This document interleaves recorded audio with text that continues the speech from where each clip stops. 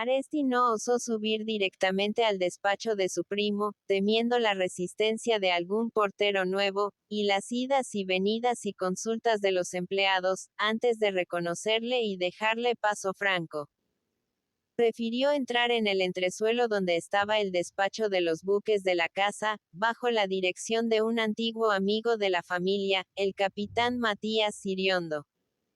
Aquella oficina era lo único accesible del edificio, donde se podía entrar a la buena de Dios, sin miedo a esperar ni a porteros inflexibles. ¿Está el Capi?, preguntó Aresti a los escribientes que trabajaban tras un atajadizo de cristales. Pasa, Planeta, pasa, gritó alguien tras una puerta del fondo del corredor. Y Aresti entró, al mismo tiempo que el capitán, el Capi como le llamaba Aresti, abandonaba su escritorio avanzando hacia él con los brazos abiertos. Te he conocido con solo oírte, Luisillo, dijo Iriondo con su voz bronca y discordante de hombre enronquecido por la continua humedad y obligado a hacerse oír entre los mugidos del viento y de las olas. ¡Ay, Planeta! Te encuentro algo aviejado. Y había que oír la expresión cariñosa que daba el marino al mote de Planeta aplicado al doctor. Para él, en su habla bilbaína, los hombres se dividían en 3 clases. Los que trabajaban seriamente en cosas de utilidad y no tenían mote alguno. Los vagos y viciosos, que no sirven de nada, a los que llamaba arlotes. Y luego venían los planetas, gente simpática y buena, pero sin seriedad ni sentido práctico. Los calaveras. Los que tienen talento, pero maldito en lo que lo emplean. Los artistas que hacen cosas muy bonitas que no sirven para nada. Los que desprecian el dinero llegando a la vejez sin salir de pobres. Y qué mayor planeta que aquel médico que, pudiendo hacerse de oro en Bilbao, prefería vivir entre los brutos de las minas. Ah, Planeta, decía sin soltar a Luis de entre sus brazos. Lo menos hace medio año que no te veo. Y siempre tan loco, ¿verdad? Siempre coleccionando libros y aprendiendo cosas sin sacar de ellas provecho. Apuesto cualquier cosa a que aún no has reunido 1000 duros. Y reía, con lástima cariñosa, de su querido Planeta, al que consideraba en eterna infancia, como un niño revoltoso que había que dejar en libertad. Aresti le examinaba con no menos cariño. Capi, pues tú tampoco estás muy joven que digamos. Te probaba más el mar. Tienes razón, dijo Iriondo con melancolía. Si al menos pudiese ir todos los días al monte con la escopeta, a cazar chimbos. Pero hay que despachar 5 o 6 barcos por semana. Tu primo quiere tragarse el mundo y todos trabajamos como negros. Además, nos hacemos viejos, Luisillo. Tú olvidas que tengo la edad de Pepe, y que ya era yo piloto, cuando tú aún jugabas en Olaveaga en la huerta de tu tío. Aresti admiraba el vigor del capitán. Estaba en los 50 años. Era bajo de estatura, musculoso y fuerte, con cierta tendencia a ensancharse, como si fuera a cuadrársele el cuerpo. Su cara se había recocido, como él decía, en casi todos los puntos de la línea ecuatorial. Estaba curtida, con un color bronceado, semejante al de su barba, en la que solo apuntaban algunas canas. Tenía las córneas de los ojos con manchas de color de tabaco, y sus pupilas, que siempre miraban de frente, brillaban con una expresión de bondad. Conocía todas las picardías del mundo. Había pasado en su juventud por todos los desórdenes de las gentes de mar, que después de meses enteros de aislamiento y privación sobre las olas, bajan a tierra como lobos. Había brindado con todas las bebidas del mundo, incluso con las fermentaciones diabólicas de los negros. Se había rozado con hembras de todos los colores, pardas, bronceadas, verdes y rojas, y, sin embargo, después de una vida de aventuras, notábase en él la honrada simplicidad de esos marinos, acetas de los horizontes inmensos que, al abordar los puertos cosmopolitas, sienten el contacto de todas las podredumbres, sin llegar a contaminarse con ellas, sacudiéndolas apenas vuelven al desierto del océano. El doctor recordaba los principales detalles de su vida, que muchas veces había contado el capi de sobremesa en casa de Sánchez Morueta, con su sencillez de hombre franco y comedido al mismo tiempo, sin parar atención en el entrecejo de la señora que temía a cada instante extralimitaciones en el relato. No había mar en el globo en el cual no hubiese navegado alguna vez, ni clase de buque que no conociera, desde el Cachemering al transatlántico. De joven había hecho el cabotaje entre el archipiélago de Luzón y las Molucas. El sultán de allá era gran amigote suyo, y le invitaba, como muestra de afecto, a que escogiese entre sus 60 mujeres amarillas y hocicudas. ¿Para qué? Con un tabaco de Manila podía llevárselas él a todas sin permiso de sultanillo. Había trasladado cargamentos de chinos de Hong Kong a San Francisco de California. Montañas de trigo de Odessa a Barcelona. Recordaba viajes a Australia, a la vela, por el Cabo de Buena Esperanza. Hacía memoria, con sonrisa pudorosa, de sus juergas de La Habana, en plena juventud, conciertos marinos rumbosos como nababs, y valientes y crueles lo mismo que los aventureros de otros siglos, los cuales, al bajar a tierra, gastaban en unas cuantas noches la ganancia de sus viajes desde las costas de África con la bodega abarrotada de negros.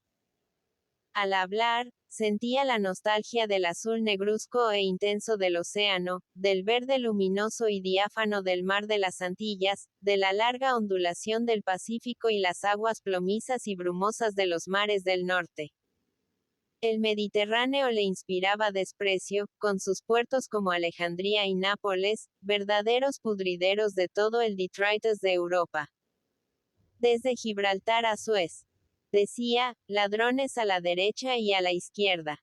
Antes robaban en el mar, y ahora esperan en los puertos.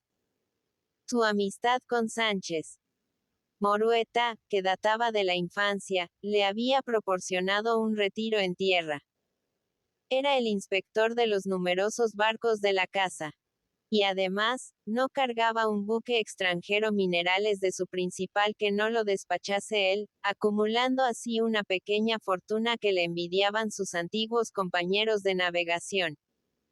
Era bilbaíno a la antigua en todas sus aficiones. Su mayor placer era salir el domingo con la escopeta al hombro a cazar chimbos en los montes, pajarillos de varias clases, que habían proporcionado un mote a los hijos de la villa. El mayor de los regalos era subirse, en las tardes que no tenía trabajo, a algún chacolín del camino de Begoña a saborear el bacalao a la vizcaína, rociándolo con el vinillo agrio del país. Sus amigos chacolineros pasaban por el despacho para noticiarle misteriosamente cuando se abría pipa nueva. Capitán, esta tarde, donde Echevarri, dan espiche a un chacolín de 2 años. Y el capitán abandonaba su despacho que, por lo desarreglado y pobre, parecía un cuarto de marinería, sin más adornos que una mesa vieja, algunas sillas, un botijo en un rincón y algunas fotografías de buques en las paredes. Parecía imposible que allí se hablase de negocios que importaban millones. Un barómetro enorme, dorado y con vistosos adornos, regalo de Sánchez Morueta, era el único objeto notable y el que más estimaba el capitán, pues, por sus hábitos de hombre de mar, siempre se estaba preocupando del tiempo. Tenía muchas ganas de verte, dijo Iriondo, ocupando de nuevo su sitio ante la mesa. Las veces que he pensado en ir a pasar un día en las minas. Allí hay casa ahora, ¿verdad? Solo que la gente acomodada parece que no se dedica a otra cosa. ¡Ay, planeta! ¿Y cómo va a alegrarse Pepe cuando te vea? Yo hace 4 días que no le he hablado. Ya sabes su genio. Viene, se va, y, cuando quiere algo, me lo dice desde arriba por ese tubo que tienes al lado. Es muy bueno Pepe, pero con él, cuanto menos se habla, mejor. Tu debilidad eres tú. Tú y Fernandito, ese ingenierete tan simpático que tiene en los Altos Hornos. Las veces que Pepe te recuerda. Un día, hablando de ti y de tus planetadas, le oí decir. Ese chico debía estar a mi lado. Oye Capi. ¿Y cómo anda mi prima, la santa doña Cristina?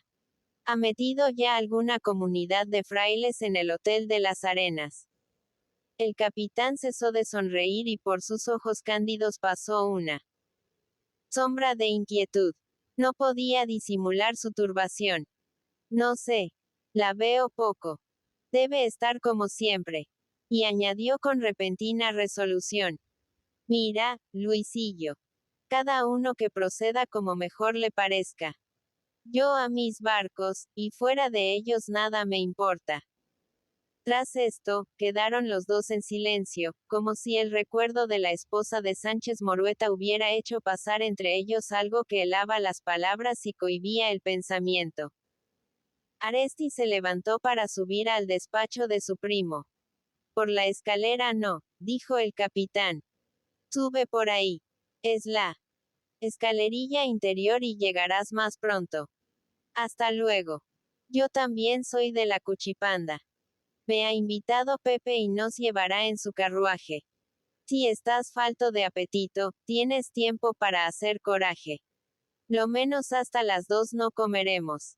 El doctor subió por una escalerilla de madera con cubierta de cristales, que a través de un patio interior ponía en comunicación el entresuelo con el despacho del jefe. Arriba, las oficinas estaban instaladas con mayor lujo. Las paredes eran de un blanco charolado. Brillaban las mesas y taquillas de madera rojiza, así como los lomos de cobre de los grandes libros de cuentas. Los verdes hilos de la luz y de los timbres corrían por las cornisas de una a otra pieza, y sobre las chimeneas funcionaban relojes eléctricos. Los planos de las minas, las vistas de las fábricas de la casa, adornaban las paredes. Aresti, después de una corta espera, fue introducido en aquel despacho, del que se hablaba en Bilbao como de un laboratorio misterioso, donde Sánchez Morueta fabricaba raudales de oro con solo concentrar su pensamiento. ¿Cómo estás, Luis? Lo primero que vio el doctor fue una mano tendida hacia él, una mano firme, velluda y, sin embargo, hermosa. Una mano fuerte de héroe prehistórico, que hubiese parecido proporcionada perteneciendo a un cuerpo mucho mayor. Y eso que el primo de Aresti era tan alto, que casi le sobrepasaba toda la cabeza. Una cabeza, que conocía la villa entera, virilmente rapada, de ancha frente, y ojos serenos que derramaban hacia abajo una luz fría. Una hermosa barba patriarcal que le tapaba las solapas del traje parecía suavizar los salientes enérgicos de los pómulos y las fuertes articulaciones de su mandíbula robusta y prominente como la de los animales de presa. Tenía cana la barba, gris el pelo y, sin embargo, parecía envolverle un nimbo de juventud, de fuerza serena, de energía reposada y tenaz, que se comunicaba a cuantos le rodeaban.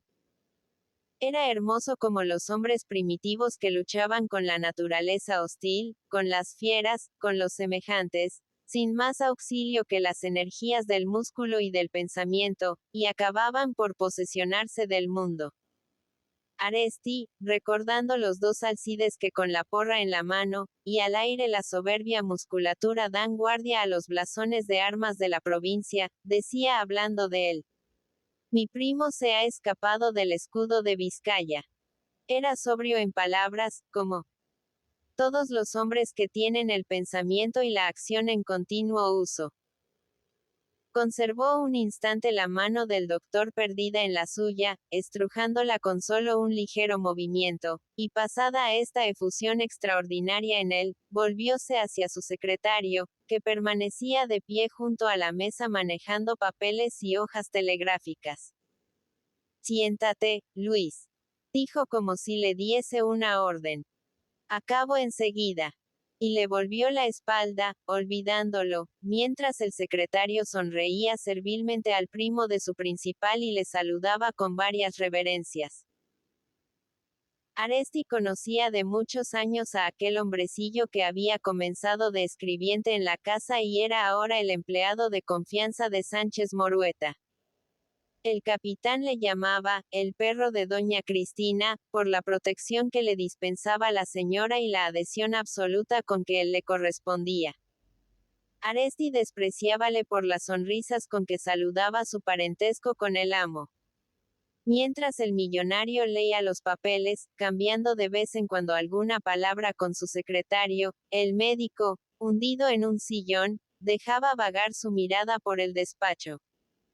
Sufrían una decepción al entrar allí, los que hablaban con asombro del retiro misterioso del omnipotente Sánchez Morueta. La habitación era sencilla. 2 grandes balcones sobre la cendeja, con obscuros cortinajes. Las paredes cubiertas de un papel imitación de madera. Una mullida alfombra y la gran mesa de escritorio con una docena de sillones de cuero, anchos y profundos como si en ellos se hubiera de dormir.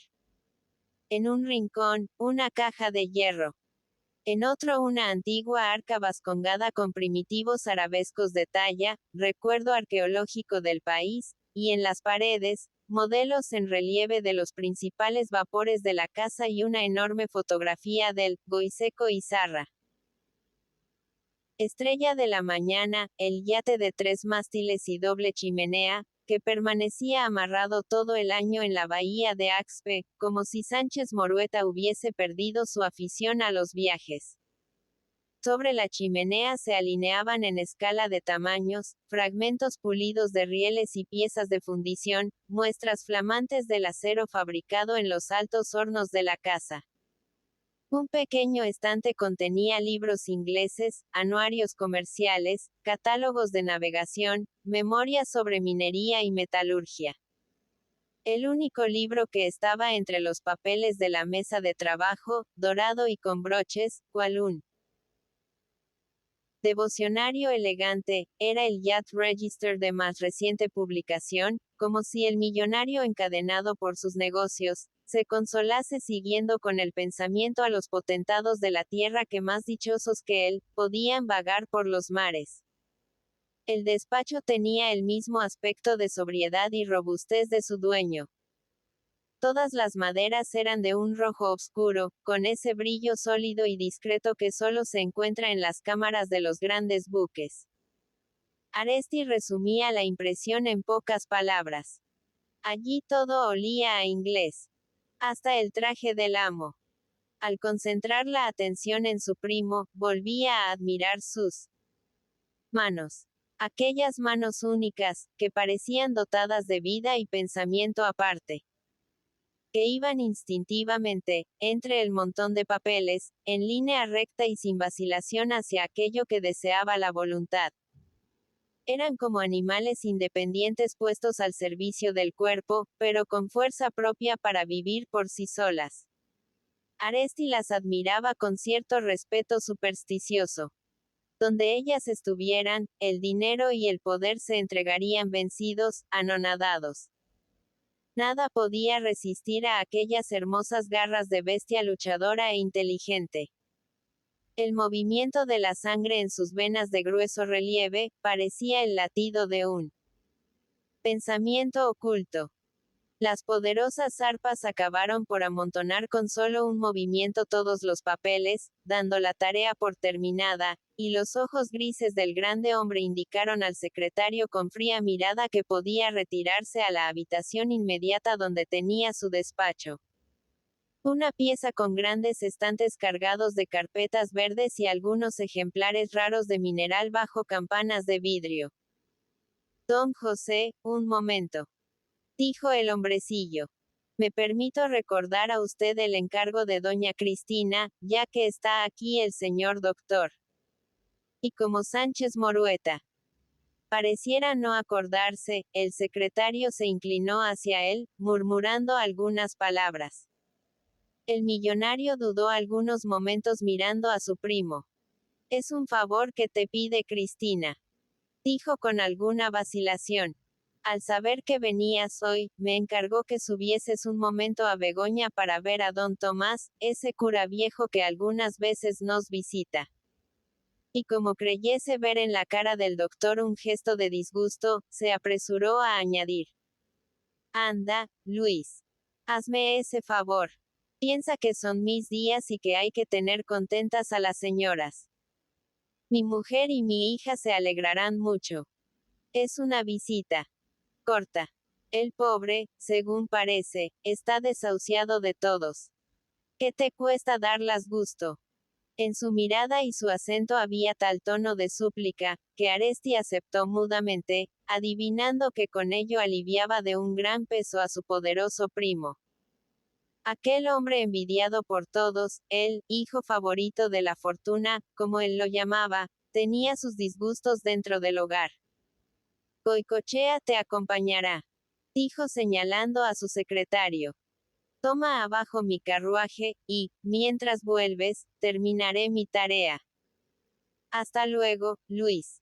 Y cogiendo una pluma, comenzó a escribir, como si una repentina preocupación le hiciese olvidar por completo a su pariente. Aresti, llevando al lado a Goicoechea en el mullido carruaje del millonario, pasó por varias calles de la Bilbao tradicional, admirando sus tiendas antiguas, adornadas lo mismo que en los tiempos de su niñez. Era igual el olor de zapatos nuevos y telas multicolores fuertemente teñidas. El carruaje comenzó a ascender penosamente por la áspera cuesta de Begoña. Terminaba el desfile de casas. Ensanchábase el horizonte, extendiéndose entre las montañas los campos verdes, y los robledales de tono bronceado, interrumpidos a trechos por las blancas manchas de las caserías. El sol asomaba por primera vez en la mañana al través de un desgarrón de las nubes, y el humo que se extendía sobre la villa tomaba una transparencia luminosa, como si fuese oro gaseoso. Al borde del camino levantábanse casas aisladas, ostentando en su puerta el tradicional branque, el ramo verde que indica la buena bebida del país. Eran los famosos chacolines con sus rótulos. Se venden voladores, para que el estruendo fuese completo en días de romería.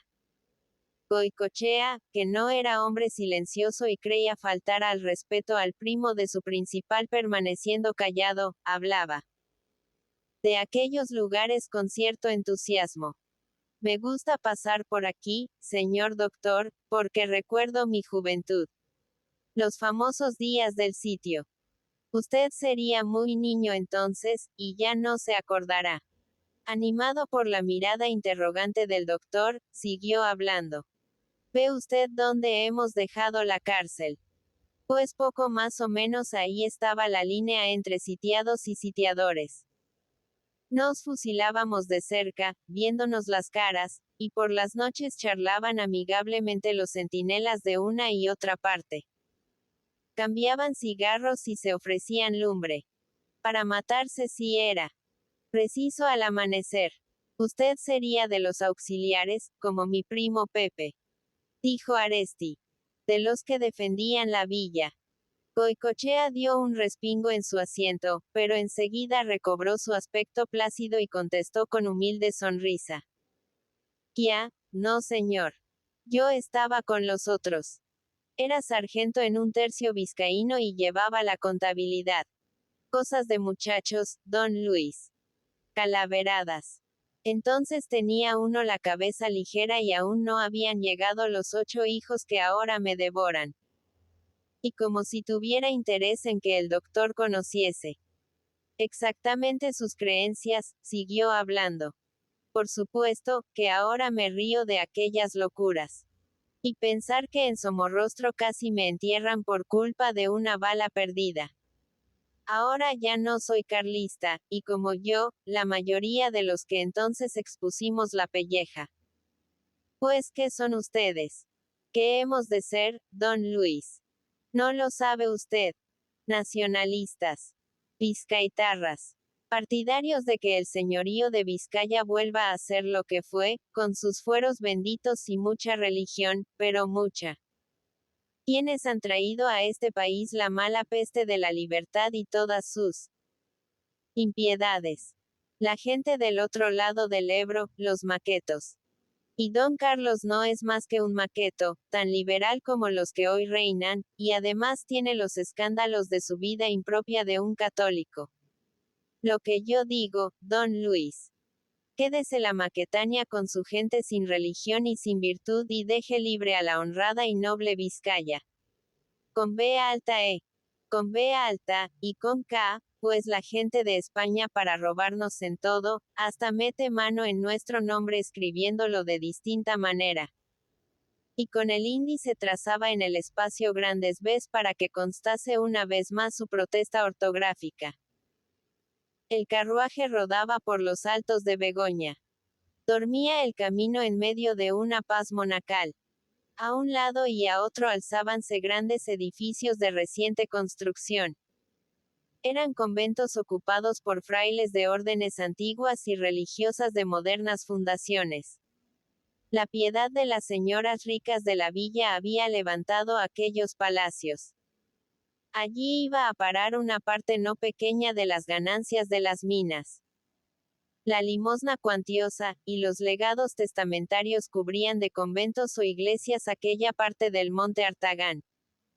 El silencio monacal, que parecía extenderse por el paisaje, contrastaba con el zumbido de vida que exhalaba. Abajo la población, dominada a aquella hora por la fiebre de los negocios. De vez en cuando sonaba perezosamente una campana en las torrecillas de ladrillo rojo, llamando a gentes invisibles. Se entreabría un portón con agudo chirrido, dejando ver una cofia monjil, blanca y almidonada y un rincón de huerto frondoso. Aresti, influenciado por este ambiente, pensaba en los místicos retiros de la Flandes católica, en sus conventos modernos de escrupulosa limpieza y sus beguinas cubiertas por tocas nítidas, de movibles alas, como mariposas de nieve. Goicoechea seguía hablando. Ahora relataba al doctor la enfermedad de don Tomás, el cura que iban a visitar.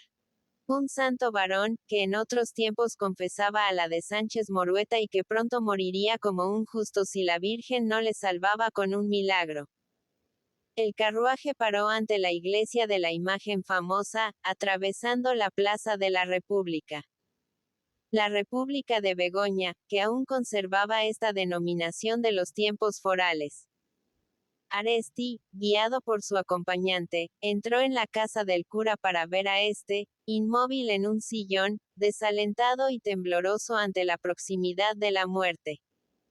Al reconocer al doctor, con el que había disputado más de una vez en casa de Sánchez Morueta, el viejo mostró en sus gestos cierta esperanza.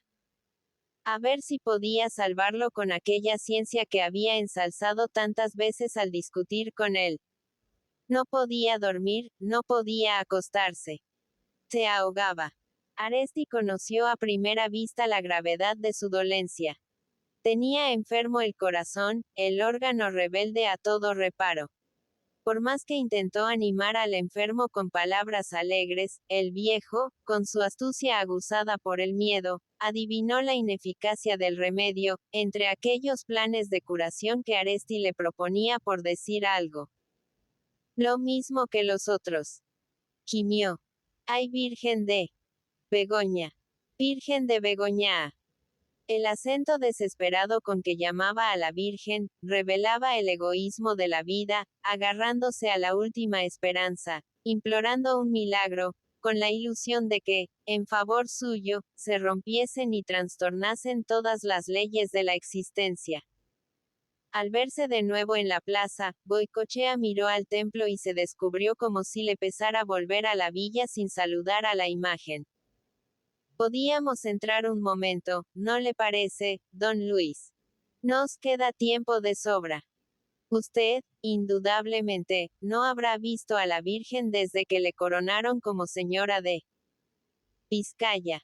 Pues está muy bonita. Entremos y yo pediré un poco por el desgraciado don Tomás. Aresti se dejó conducir. No había estado allí desde que era niño, y le interesaba ver las grandes reformas que la devoción de los ricos de abajo había realizado en aquel edificio, convertido en fortaleza durante las guerras y al que afluían ahora todos los sentimientos del país hostiles a la nacionalidad española y a sus progresos.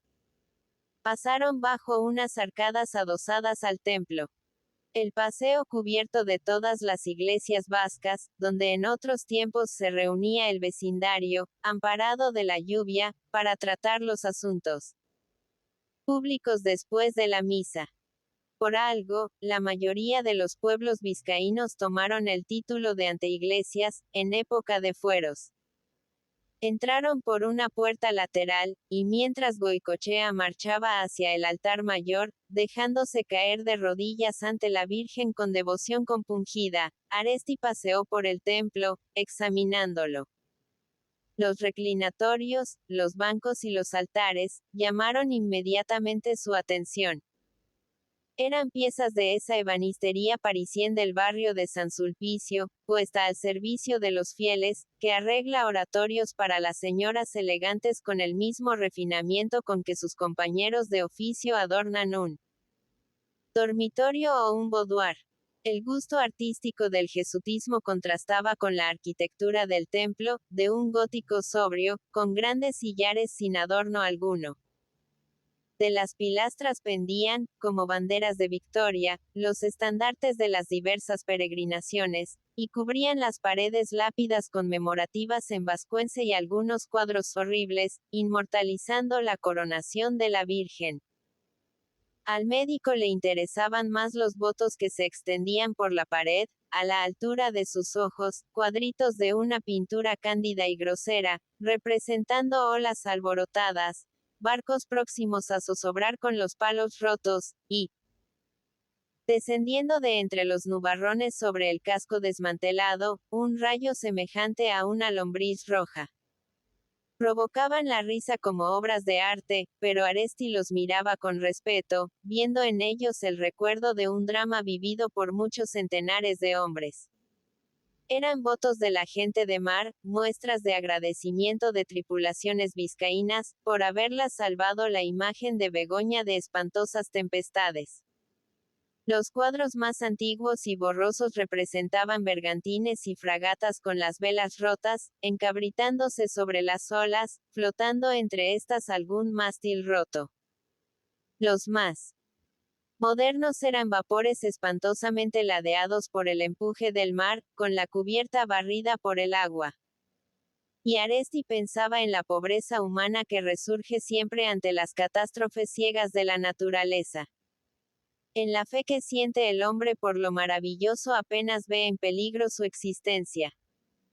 Goicoechea había cesado de rezar y, acercándose al doctor, hablábale al oído con la satisfacción del que muestra las bellezas de su propia casa.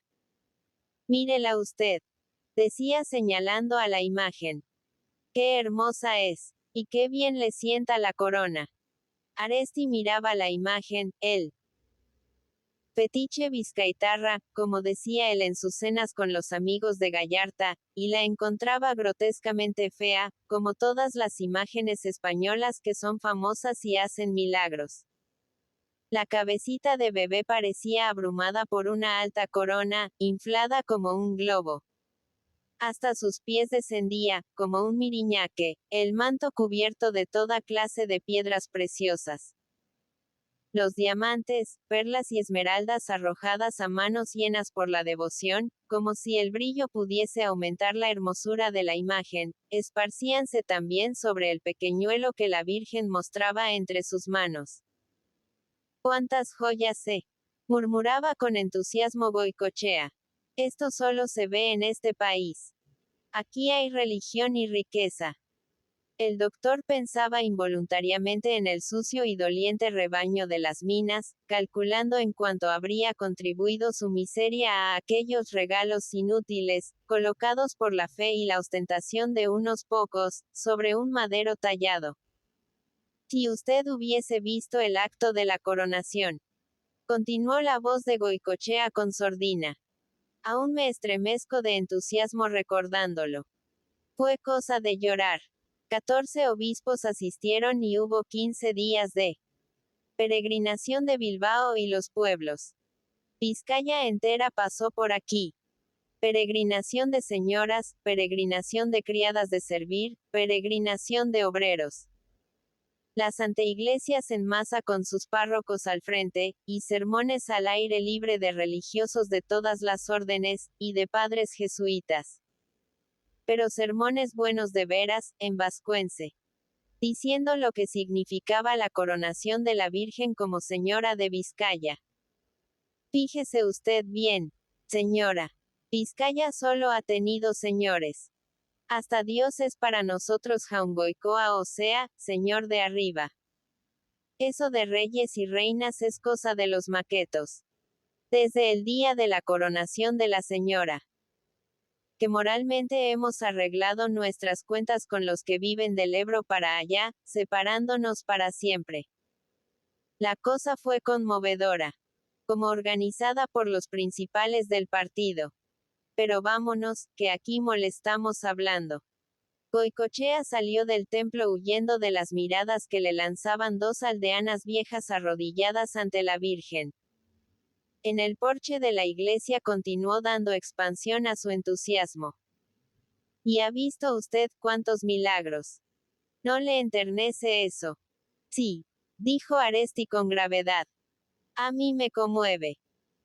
La piedad de los hombres de mar que vienen aquí descalzos, trayendo su recuerdo a la Virgen, por haber estado próximos a naufragar y no haber naufragado. Gran cosa es la fe. Lo mismo que a ellos, les ocurre casi todos los días a marineros ingleses, suecos o americanos que son protestantes o no son nada, y se salvan a pesar de no tener una Virgen de Begoña a quien recomendarse. Además, vaya usted a saber los vizcaínos que se habrán ahogado después de implorar a la Virgen. Esos no han podido venir aquí a contarlo. El secretario hizo un movimiento de extrañeza, mirando escandalizado al médico. Don Luis, dijo con acento dulzón, no empiece usted a soltar de las suyas. Mire que no estamos en las minas, sino en la puerta de la casa de la Virgen, y que ésta le castigará. No. Yo no me burlo de la fe, dijo Aresti. El hombre es naturalmente cobarde ante el dolor, ante un peligro que supera a sus fuerzas. Basta que se considere perdido para creer y esperar en lo maravilloso.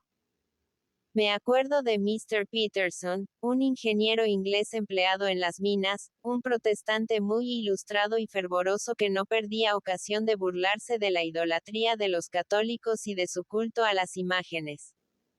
Un día, un peón despedido por el del trabajo, le dio una puñalada de muerte. Cuando se convenció de que no podíamos salvarle, rompió en lloros y aclamaciones a la Virgen, lo mismo que don Tomás. Se agarró a la misma fe de las mujeres más ignorantes del pueblo. Llamaba a la Virgen de Begoña con un vozarrón que se oía desde la calle. Y llegó a salvarse, dijo Goicoechea anhelante, con la esperanza de un milagro. No. Murió a las pocas horas lo mismo que si no hubiera llamado a nadie. Goicoechea, temiendo nuevas impiedades del doctor, desvió el curso de la conversación. ¡Qué hermosa vista! Dijo señalando la parte de la villa que se alcanzaba desde el porche, junta con un trozo de la ría y las montañas de las Encartaciones con sus cumbres rojas, de tierra removida. Esto es el más hermoso balcón de Vizcaya. Cuánto trabajo se abarca desde aquí. Cuánta riqueza. Luego, añadió en tono confidencial. Cuando veo lo mucho que ha prosperado nuestra tierra, comprendo que es imposible volver a nuevas aventuras. Hoy, una tercera guerra civil, otro sitio como el último, mataría a Vizcaya. ¿Qué sería de los Altos Hornos, de tanta fábrica y tanta vía férrea? Por esto hemos abandonado, quien más quien menos, nuestra antigua bandera. Para servir a Dios no se necesita de política. Nosotros somos cada vez más intransigentes en lo tocante a la sacrosanta religión. Pero pelearse por reyes. Aquí no hay más que Vizcaya y su Señora Santísima. Pregunte usted si quieren volver a las andadas, a muchos de los contratistas de Gallarta. Yo los he conocido de aduaneros carlistas, descalzos y muertos de hambre, y ahora van camino de millonarios. Vea usted a muchos dueños de las minas que en su juventud cogieron el fusil. De Coacuam, ninguno sueña remotamente con una nueva guerra. Si en tiempos del sitio hubiera existido tanto negocio como hoy, y tanta riqueza, no habrían llegado las cosas a mayores. Los que comulgamos en los sanos principios, ya sabemos el buen camino. Lo mismo nos da que reine Juan que Pedro. Lo que nos importa es Vizcaya y Dios. Y Dios, ya sabe usted, que está por encima de la patria y del rey. Como Aresti sonreía socarronamente, el hombrecillo pareció intimidarse ante su gesto. A ver. Siga usted, señor Goicoechea, dijo el doctor. Me interesa eso, pues, al fin, vizcaíno soy, aunque no tenga el honor de ser nacionalista. ¿Y cómo vamos a conseguir que Vizcaya, con B alta, se emancipe de la odiosa Maquetania? Piense usted que ella tiene sus guiris, sus ches de pantalones rojos, prontos a disparar el fusil como en otros tiempos. Y Aresti, al decir estos motes, remedaba el tono de desprecio con que había oído a algunos como Goicoechea designar a los soldados españoles, llamados ches en Bilbao, por ser valencianos muchos de los que componían la guarnición durante el sitio. Se hará sin guerra. Es asunto de tiempo, don Luis. De tiempo y de buena dirección. Poco a poco se hace camino. O nosotros impondremos a España las sanas costumbres y creencias de los antepasados, o nos aislaremos como ciertos pueblos de América, que viven felices, gobernados por el Sagrado Corazón de Jesús. Allí están los que dirigen y son gente que lo entiende. Allí se prepara el porvenir. Y señalaba en dirección a la ría, como si a través de las inmediatas alturas viese con la imaginación la Universidad de Deusto, santuario, para él, de la sabiduría humana. Pues hay para rato, señor Goicoechea, dijo el médico saliendo del porche en busca del carruaje. No diré que no, don Luis. Nuestra redención es algo difícil. Por la continua inmigración de gentes que traen con ellas las malas costumbres de España. Lo peorcito de cada casa, que viene aquí a trabajar y a hacer fortuna. Son intrusos que toman por asalto el noble solar de Vizcaya. Cada vez son más. En Bilbao, hay que buscar casi con candil los apellidos vascongados. Todos son Martínez o García, y se habla menos el vascuence que en Madrid. Esto es uno de los grandes males que nos ha traído la prosperidad. Pero todo se andará. Yo pienso lo que García Moreno, aquel gobernante del Ecuador, que, según cuentan los padres de Deusto, fue el estadista más grande del siglo. ¿Sabe usted lo que dijo al recibir la puñalada que lo mató? Dios no muere nunca. Pues eso digo yo. Dios no muere y no morirá Vizcaya que, por el amor que siente hacia su Santísima Madre, es su hija predilecta. Ya no dijo más en todo el camino. Al fin, pareció amoscarse por la mirada irónica del doctor y los socarrones movimientos de cabeza con que acogía sus palabras. Reconocía en él un digno primo de Sánchez Morueta. Pues el secretario, a pesar de su servilismo exterior, sentía cierta repugnancia por su principal, un hombre silencioso que, sin alardes de impiedad, vivía separado de la religión, pasando meses enteros sin oír una misa.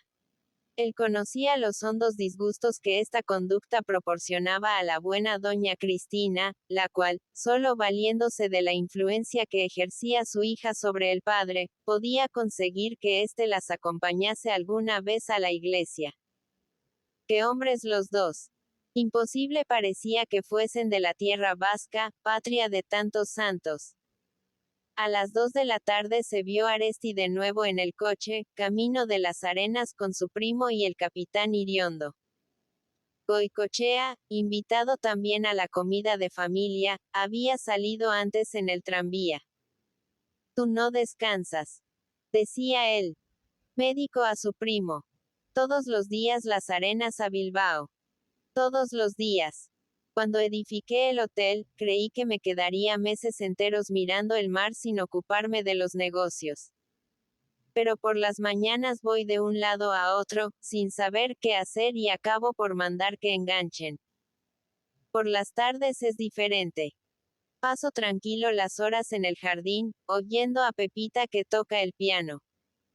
La vida de familia. Tú eres feliz, exclamó el médico.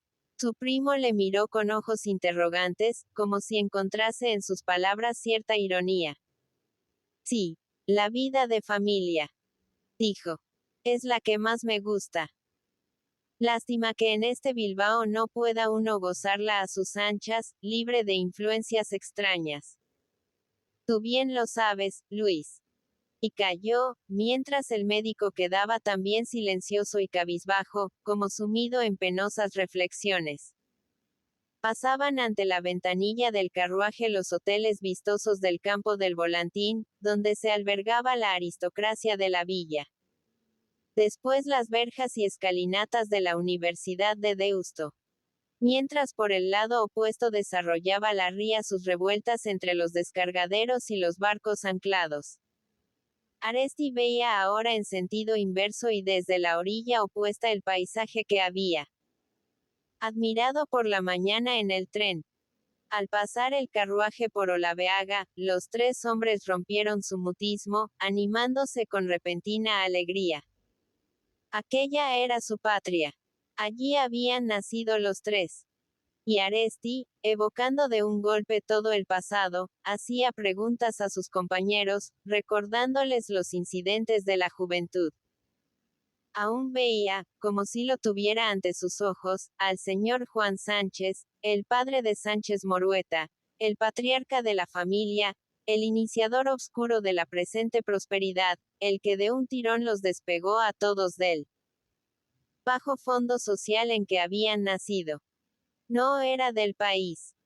Había llegado de un pueblecillo de la costa de Santander, estableciéndose en Olaveaga como gabarrero, y casándose con una joven del pueblo, que tenía varios campos en aquella vega de Deusto, que surte de hortalizas y flores a Bilbao. Fue una vida de trabajo.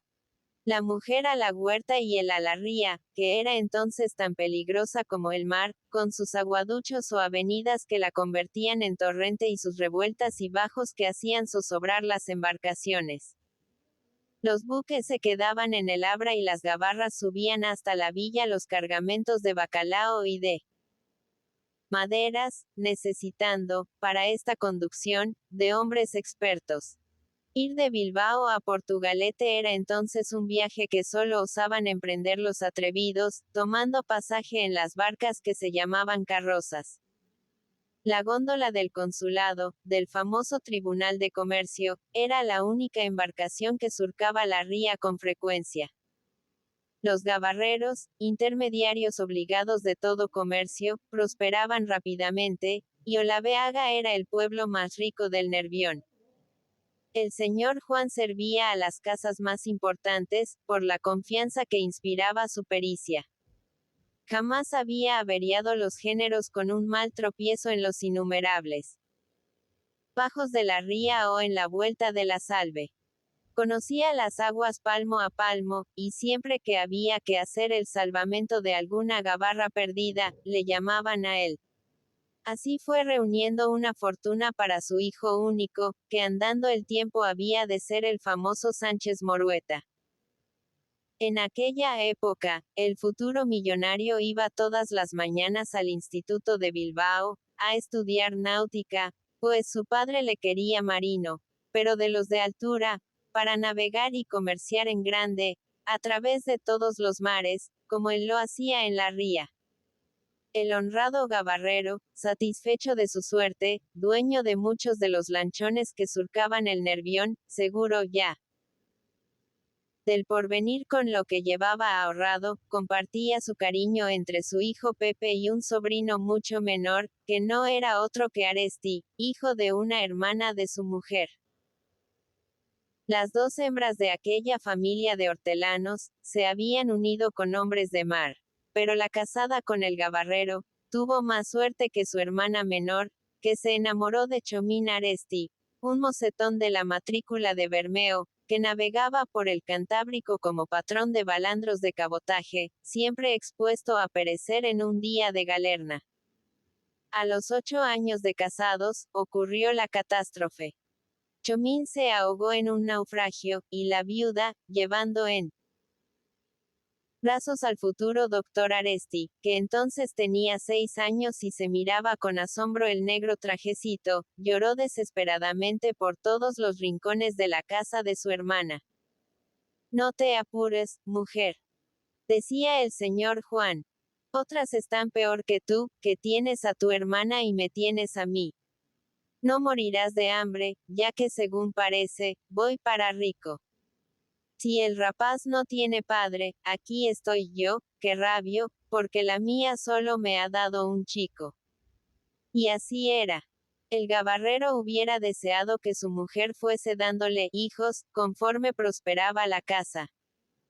Sentíase cohibido al no poder llevar en sus brazos a aquel mocetón que estudiaba en Bilbao y era tan alto como él y mucho más serio. Por esto agarró con un entusiasmo paternal a su sobrino Luis, y los vecinos de Olaveaga le vieron a todas horas en la gabarra o por las orillas de la ría, con el pequeño cogido de la mano, acariciándolo como si fuese un nuevo hijo. Aresti no conoció otro padre que el señor Juan, y Sánchez Morueta fue para él un hermano. El mocetón grave, de carácter áspero, tuvo para el pequeño dulzuras y atenciones que sorprendían a la familia. Cuando el gabarrero iba a Bilbao, llevábase a Luis, dejándolo en las banquetas de los escritorios mientras ajustaba con los señores la cuenta de sus viajes. Por las noches lo dormía sobre sus rodillas, cantándole los viejos sorcicos de los barqueros del Nervión o relatándole patrañas que el pobre hombre apreciaba como lo más indiscutible de la sabiduría histórica. Gustábale especialmente relatar el origen de Bilbao. Lo habían fundado unos pescadores a orillas de la ría, entre las repúblicas de Begoña y Abando, y andaban tristes y preocupados no sabiendo qué nombre dar a su aglomeración de chozas. Un día, por divertirse, arrojaron al Nervión un botijo vacío. Bil, bil, bil, cantaba el agua. Al penetrar en él y cuando casi lleno se fue a fondo, lanza un sonoro vaho. Los pescadores gritaron, Bilbao será su nombre. Y el gabarrero miraba al pequeño y a las dos mujeres que le escuchaban atónitas, admirando su sabiduría del pasado. El tiempo trajo grandes modificaciones en la familia. Pepe, que había terminado su carrera en compañía de Matías Iriondo, hijo de un vecino, se embarcó en un vapor que hacía viajes a Inglaterra. Al poco tiempo, no satisfecho de la vida del mar o deseoso de mayor medro, se quedó en Londres, entrando como empleado en una casa vizcaína.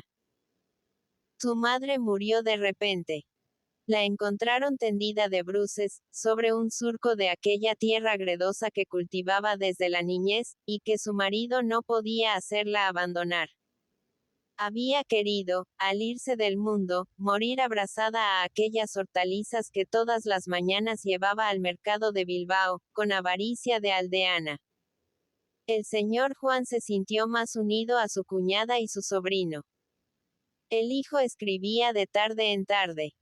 La ría ofrecía cada vez menos alicientes para él. Comenzaba a despertar la explotación de las minas y se hablaba de limpiar el Nervión, convirtiéndolo en un puerto para que los vapores llegasen hasta él. Mismo paseo del Arenal. Adiós las gabarras. Y descuidando un negocio cuya muerte veía próxima, tranquilo ante el porvenir, pues poseía una fortuna de la que se hablaba con asombro en el pueblo, no tuvo otra ocupación que cuidarse de Luisillo y admirar sus progresos. Diablo de rapaz, decía hablando de él con los viejos camaradas de la ría. ¿De dónde habrá sacado tanto talento? Nadie hubiera dicho que de aquel pobre patrón de Bermeo pudiera salir un hijo así.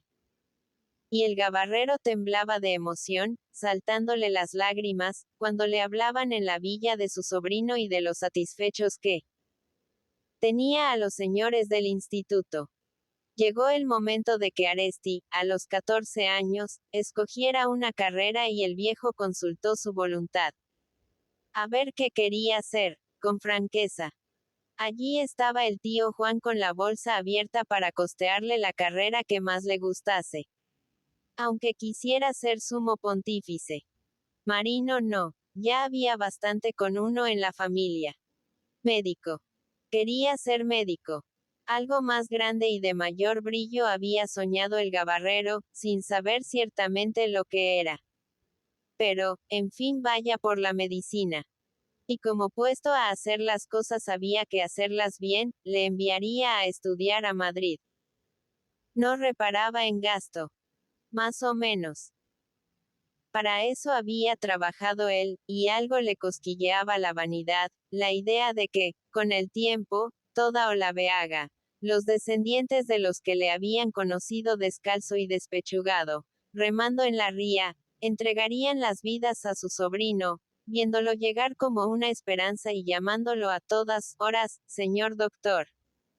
Mientras Luis estudiaba su carrera, ocurrió la gran transformación de la familia, el tirón loco de la suerte que sacó de la oscuridad a Sánchez Morueta. Su primo se presentó inesperadamente en Olaveaga. Venía a la conquista de la fortuna. Sabía dónde estaba oculta y llegaba antes que los demás, aprovechando sus estudios y observaciones en país extranjero. El invento de Bessemer, que acababa de revolucionar la metalurgia abaratando la fabricación, hacía necesarios los hierros sin fósforo y ningunos como los de las minas de Bilbao. Iba a comenzar en aquellas montañas un período de explotación loca, de rápidas fortunas. El que primero se apoderase del mineral sería rico como un príncipe. Dinero. Necesitaba dinero, para centuplicarlo en poco tiempo. Su padre apenas lo entendió. Pero tenía fe en su hijo, le inspiraba. Respeto su gravedad, aquel pensamiento siempre reconcentrado y en función. Y le entregó sus ahorros, vendió las gabarras y hasta la casa nueva que había construido imitando a las mejores de la villa y que era el asombro de Olaveaga. Entonces comenzó la historia del poderoso Sánchez Morueta, aquella transformación de cuento mágico, atropellándose los negocios fabulosos, las caricias de la buena suerte, como si les faltase tiempo para enriquecer a aquel hombrón que veía llegar los millones sin el más leve estremecimiento en su rostro impasible. Se apoderó rápidamente de la montaña. Allí, donde asomaba el mineral de hierro, especialmente el llamado campanil, que era el más rico, allí ponía sus manos de vencedor, diciendo: esto es mío. Compraba minas para venderlas al mes siguiente a los ingleses que llegaban detrás de él. Tenía en el Abra los vapores a docenas, cargándolos de aquellos terrones rojos que eran como oro. Bilbao hablaba de Sánchez Morueta con admiración. Sonaba su nombre a todas horas. Mientras los demás dormían, él había visto claro. Cuando la gente comenzaba a despertar, ya era el millonario. Tras sus espaldas de luchador victorioso marchaba una corte de ingenieros, contratistas y tardíos. Buscadores de la fortuna. Tu primo está loco. Escribía el señor Juan a su sobrino. Esto es un escándalo. Los millones entran en casa como una inundación. Ahora habla de construir una flota de barcos propia para que transporten el mineral a Inglaterra. Quiere establecer fundiciones en la orilla del Nervión, que fabriquen carriles, puentes enteros, cañones, navíos de guerra, qué sé yo cuántas locuras más. Créeme, Luisillo. Esto es demasiado.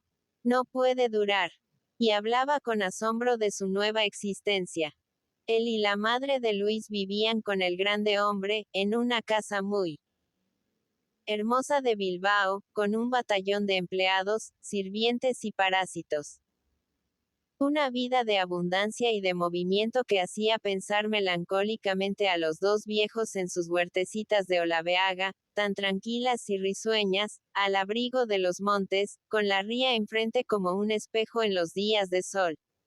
Además, el poderoso príncipe de la industria se había casado para hacer dignamente los honores a la fortuna que llegaba.